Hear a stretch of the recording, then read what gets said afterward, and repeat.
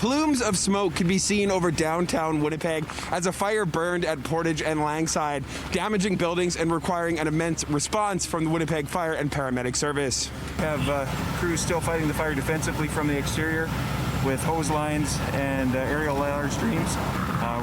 We are fighting a lot of issues with the temperatures. We've had freezing lines, freezing hoses, apparatus breaking due to the cold. So great support from our mechanical services branch.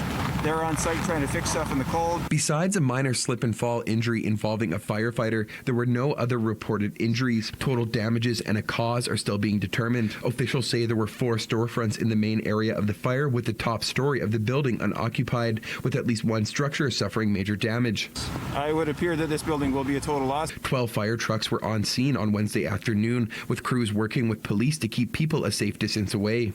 Members of the public asked to avoid the area. Pulled crews back and they allowed a collapse zone because we have seen signs from the fire damage that we could be looking at collapse at some time. The fire forced a precautionary evacuation of the University of Winnipeg's McPheeters Hall student residence. Officials from the U of W say they're working closely with police and fire crews. Fire officials noting very little separation between the building on fire and neighboring structures as they made efforts to protect them. This fire, one of many recent blazes in Winnipeg. Alongside the Portage and Langside fire, crews also responded to blazes on both Pritchard Avenue and Logan Avenue on Wednesday. Well, it has really been a month that's unprecedented. Leaders with the United Firefighters of Winnipeg say the rash of fires in the city has been putting pressure on its members. The magnitude and frequency of fires in our climate has just been absolutely unbelievable, and it's causing fatigue without a doubt.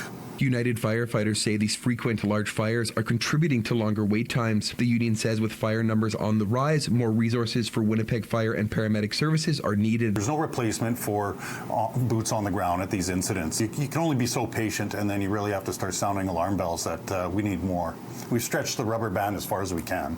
Fire officials say while the multiple fires have presented some challenges for the service, it's prepared to handle current demand in the city, both the redeployment and, if needed, the use of overtime. In Winnipeg, Modjeski, City News.